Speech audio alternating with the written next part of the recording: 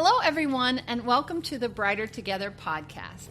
Today, my guest is Matt Gilbert.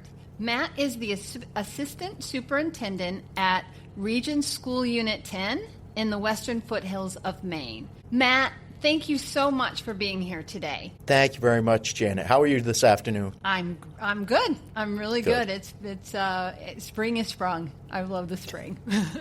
Thank goodness. Long winter. Right, long winter. Winter is on its way out. So tell us, Matt, a little bit about your role and the schools that you serve. Yep, certainly. My role as the assistant superintendent involves making sure that I manage curriculum instruction and assessment, and that's pretty much the foundation of my role. I also manage all of the ESEA grants that we have in our district. That would be our Title I grants, Title II, Title IV, and Title V. And working on those and with the curriculum and instruction and assessment, I also focus on our professional development model we have here in our district. Our district, it serves about 1,700 students in western Maine, and we're right in the foothills, so we're in kind of the country where the ski slopes are, or the ski resorts are in western Maine. And we're a split district in that we have one center or one hub of our district is about 40 minutes away from the other hub of our district. Our district itself it's a high poverty district. We have over 60% of our students are under the poverty line, and we have a high special ed population as well, with about 30% of our students receiving some type of specialized services. And our school, our school does service a pretty needy population of students. But at the same time, we have some just outstanding people in this area, and the accomplishments of our graduates. It's just outstanding to see how where our graduates go from here, and the lives they're able to make with their foundation here in our public schools. And that's what we do, right? That's why we're here. We want these beautiful children to grow up and be more than us, right? More than us. That's such a strong middle class value, and we really strive for that here, knowing that if we give them a good foundation, then we've given them an opportunity to grab that next rung up on the ladder, to be able to move themselves, socially, economically, to that next level. And we're always trying to have them outdo us. That's our goal. Mm-hmm. If we can do that, then we've really done our job as educators, and we're providing for a better future for this area and for those individuals as well. Well, I don't know that I can say one of the questions I usually ask is, what do you feel is your biggest challenge right now? But it sounds like you have a lot on your plate. So how do you navigate all of that? We do. And I think most schools would say that they always have a lot on our plate. One of the first steps for us being able to navigate it successfully is we really have to step back and have an optimistic outlook. That this is a doable job. This is a meaningful job, very purposeful, and if we're good at it, then we're going to make a difference. And starting from that perspective of our job is to be difference makers, and then looking at where can we make a difference. Then once we accept that, we can then we can identify and target where can we make a difference. Is it in making sure we have the right programming, the right professional development, the right staffing, and just being able to start with that perspective, I think, is really important. Otherwise, it'd be really easy to get defeated. So we have to be optimistic, and that's where we begin. And we know where our needs are. The data, testing, attendance reports, disciplinary reports they'll help us find our needs. It's important that we aren't blind to those, that we're paying attention to those, and really have the agility to be able to respond to what the top priority is based on what we're getting for our most current data, and always be willing to make the effort of trying to help make it a better place, and to help fix some of those needs and fill some of those holes. Right.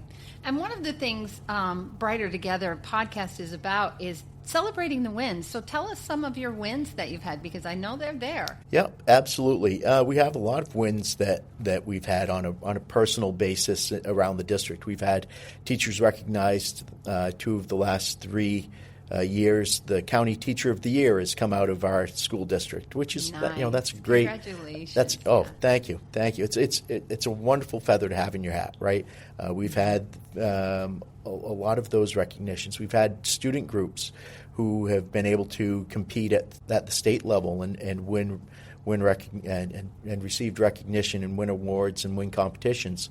So we have a lot of those wins, but we also have the wins that we know that our chronically absent rate. Maine measures, instead of measuring attendance, they keep a closer eye on chronic absenteeism, which is missing 10% or more of the school year. And we know that we have wins that we've been steadily decreasing our chronically absenteeism rate, which tells us that we're creating safer places for the kids and creating value in the homes because kids are showing up more frequently. And really, it's been a battle that we've been fighting over the last 4 years as we continue to recover and get to a place that's not just as good, but a little bit better than 2020. And those are the small wins that we have to make sure that we see and we celebrate, and we look at those indicators as just as important, if not more important, than some of those individual accomplishments that we're seeing as a school district. Because you can't learn if you're not in school. No. So, direct instruction is one of the biggest indicators of how successful a school can be and how good you are at delivering it. And if we can't get them in the seat out front of us, then we can't teach them. And that's just we try through remote learning processes and distance learning and those things, but it's just hard to do. Nothing can take the place of the teacher interacting with the kid, providing that direct instruction and delivering in real time with that student. And that's really important for us to be able to get them in here into school. So you guys, from what you said, you saw a significant dip in attendance because of the pandemic. Is that? I don't want to put words in your mouth, but I just we were trending in the wrong direction before the pandemic. Then once the pandemic hit, as we returned to school, we were seeing rates of over 40% of our kids being chronically absent. And when we started to look at that, and what that meant was to be chronically absent in the state of Maine, you miss 18 school days. Well, that's an entire month of education that they aren't getting. And that's not that they were home doing something remote. Those are completely absent days. So when kids were missing that much school, it's really hard to be able to stay on pace with their peers who are moving. If you just took a month of the school year off, there's no way that we can make that up. So we really had to focus on, we have to get them here and make that a priority in all of our buildings across the district. Some of our schools in the district have got it down to the teens already, so that's been fantastic. And that's the work of just some outstanding educators creating really engaging, interactive environments with the kids and earning the confidence of the parents to make sure that the parents feel good about sending their kids to school and the education they're going to receive with our teachers. Yeah, that's fantastic. Yeah. So would you say it's mostly just like the education and the partnership with the parents? Are there other factors that have helped with that? Like, are there programs or social emotional stuff, or where is? I'm sure it's multifaceted. Yeah, it's not going to be just one thing, but let's highlight a little bit more of that as well. What other things have you done as well to help with that? So we've brought in a few different programs, and you've hit it right on the head with that. It's never one thing. And so to be able to say it's because of this or it's because of that, we really can't say that. But we've invested a lot in our social emotional skills, and looking at it not just at the elementary level, but K through 12.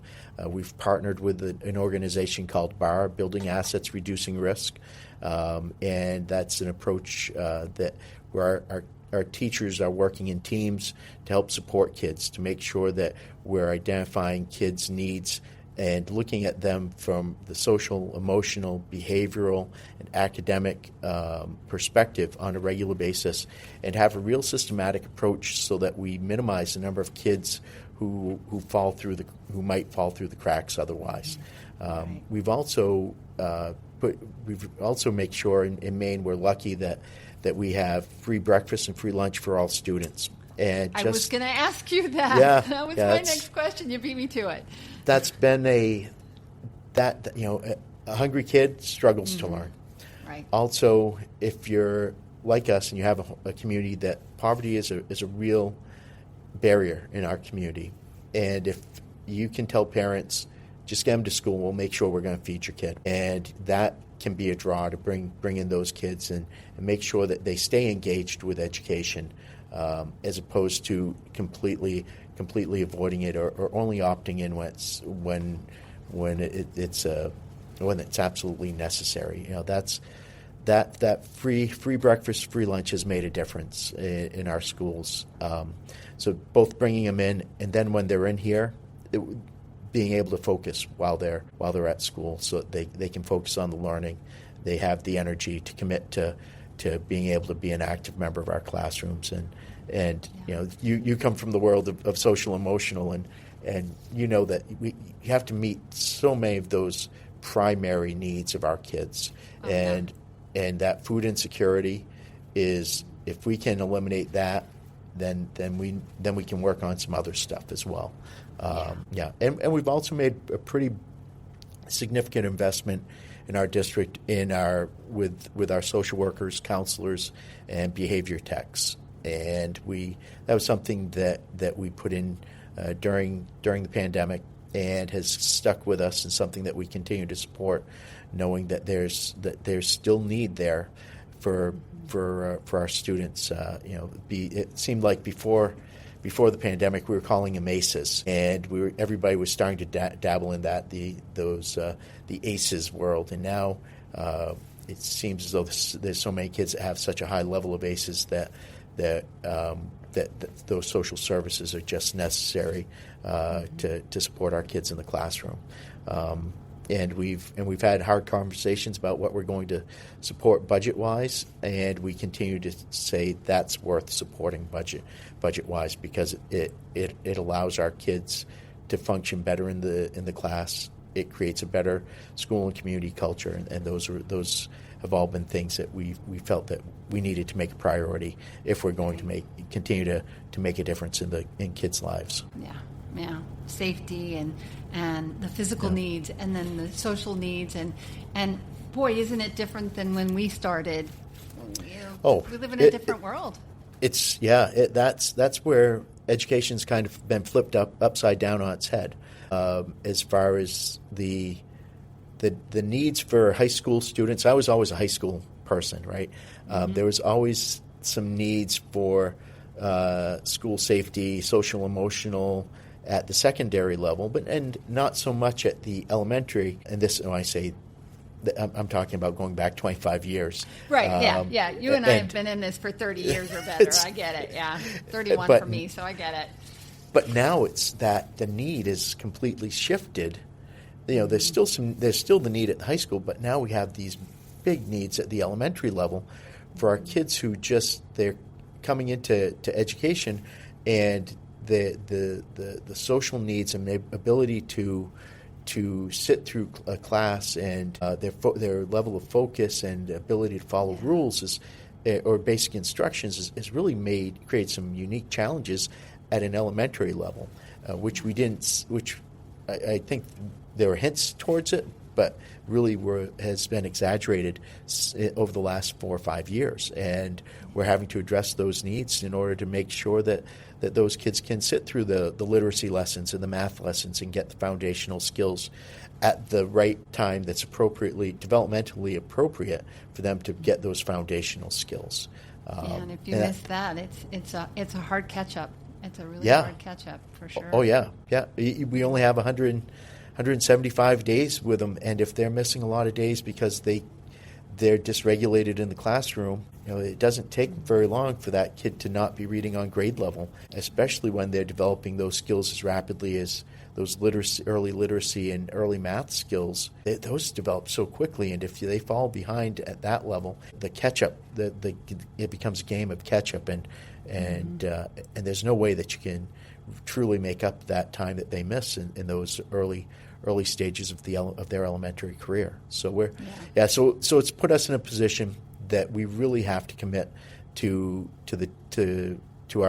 funds and really be authentic with saying this is important. and making it an emphasis of what we do as a system at the elementary level. Right. So shifting just a little bit, so how do you, what have you found that works? Because there's never a big enough pool, pool of therapists, of teachers, of paras, of pick an occupation, right, in the schools. Yeah. So what have you guys done to help recruit and keep that talent? Yeah, recruitment's a challenge, right? Right. There's another thing that we're experiencing is as the baby boomers are leaving our workforce, they were a big chunk of it.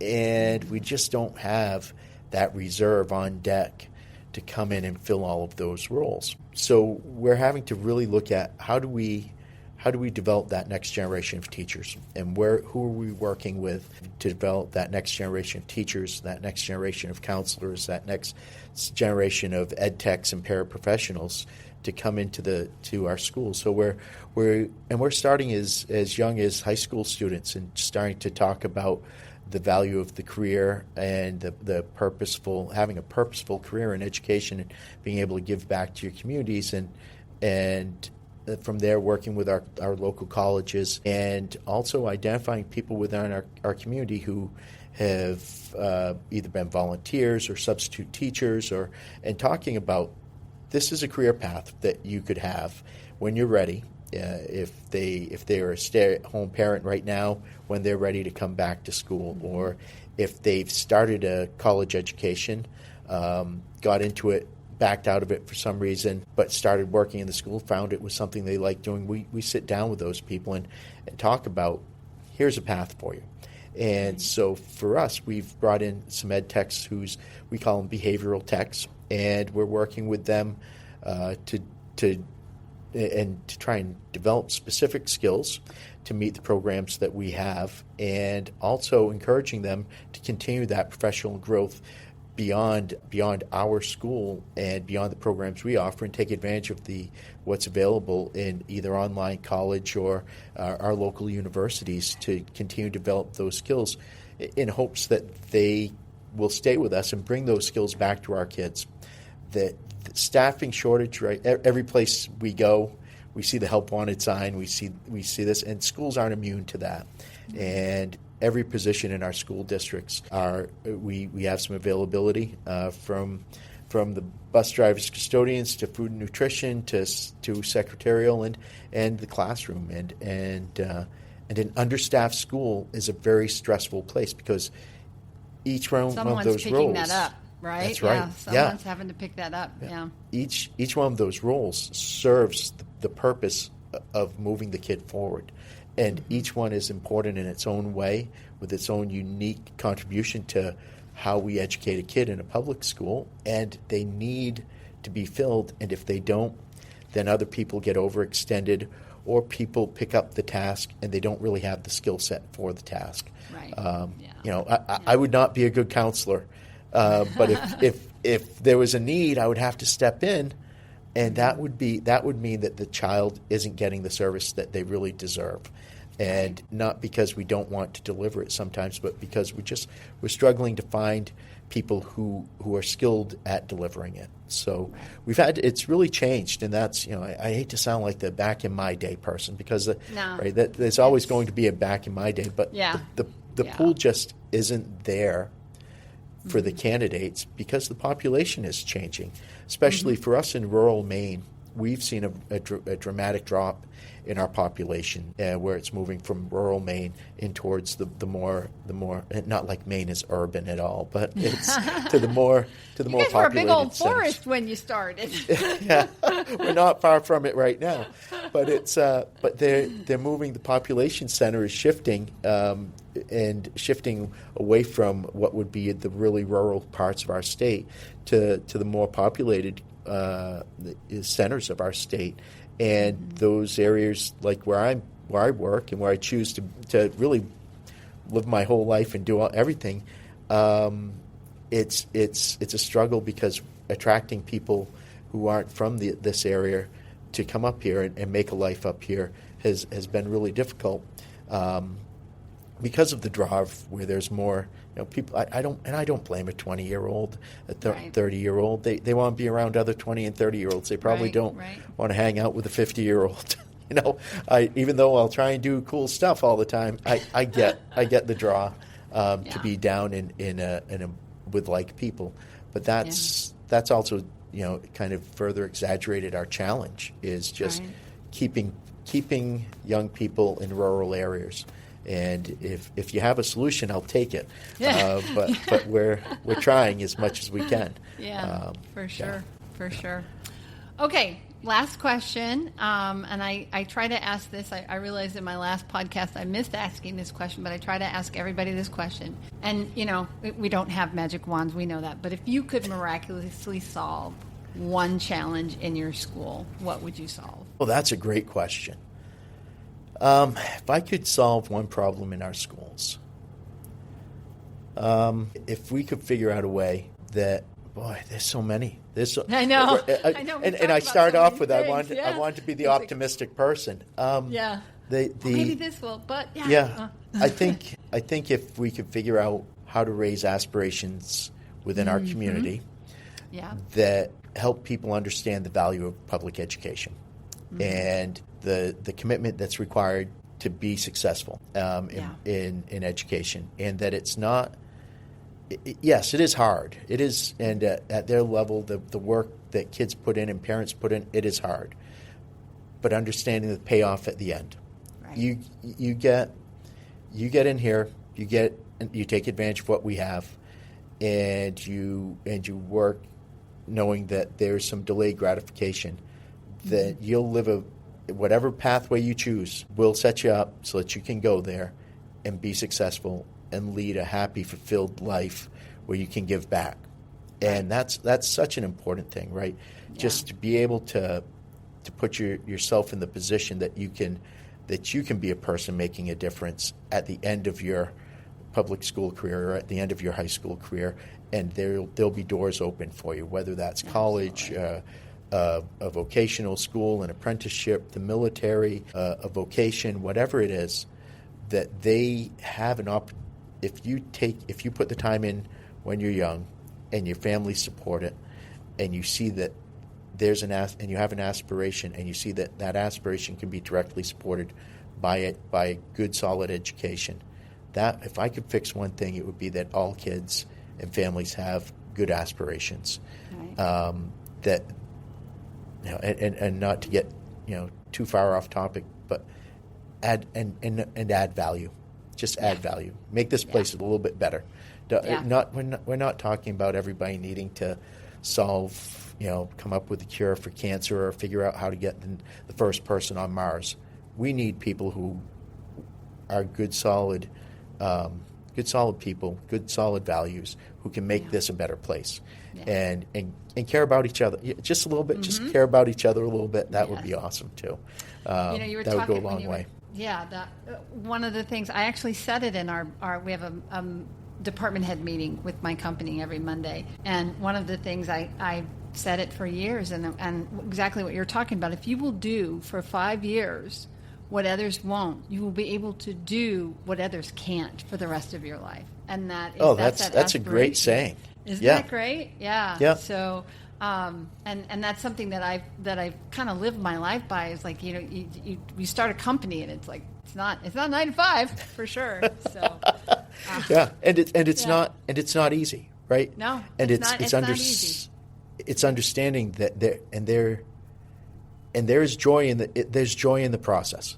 Just the everyday coming in and working, and value the struggle that you have to go through sometimes to get through things, but know that if you want it, you have to work for it. You have to go after it. And it's so worth it. It is so worth it because it's at the end you'll be able to put in. What was that again? If you put in hard work for 5 years. So if you will do for 5 years what others won't, you can do what others can't for the rest of your life. Yeah. So it's hard work. You have to be willing to put in those 5 years, and it's like the 10,000 hours. Malcolm Gladwell's Outliers. I've mentioned that before. It's the same thing. 10,000 hours. You put that work in, get really good at something, and then you have a skill that nobody else has. And is more marketable. It's like college. You have to go through the whole thing, right? So. All right. And well, there's we are. Yeah, go ahead. I'm sorry. There's no shortcut there. No, there's not isn't. a shortcut to be able to earn that. And that's maybe that's what, if I could do what magic wand is get people to understand the value of the work. The work, yeah, it's the same thing. Yeah. Aspirations, they run together. They really do. Yeah. You have to have an aspiration. You have to have a goal. I'm a goal setter. I've got goals all over, and you have to write them down. You have to write the goals down, and my team knows that. I've told them that many times. It's not a goal if you don't write it down. No. Anyway, I could go on, and then this has been an incredible conversation, and okay. I love your passion. I love what you're doing. Matt, the kids, the students, the teachers. They benefit from your passion and your desire for them to be better. And what a great example you're giving them. So thank you so much for your time. Thank you for spending this half hour or 20 minutes or whatever it's been with me. Where should people go if they want to learn a little bit more about your school? Because that's the point. We want you to get some people out there. Well, you can find us online at rsu10.org, and that's our district webpage. We also have an app. If you go online, RSU10 app, which you can download onto your phone and all of your mobile devices. And we post all of our social media links go out on the app, and also our news and any of our calendar updates or events that we have going on. So we do have those things, and all of our individual schools have a Facebook page, a Twitter page, and an Instagram page. I think we've caught up on all of the social medias. You have a good marketer. You have a good marketing team. We work at it, and it's trying to make sure that we build our brand, and so that people know that that this is a good place for kids. Right. We're gonna help kids in the River Valley or the Western Foothills get what they need to move on in life and be successful. So yeah. Thank you for giving me the platform to speak for a little bit. So I appreciate that. Absolutely. Thank you once again, and all the best. Have a great rest of your school year. Certainly. Thank you. You too.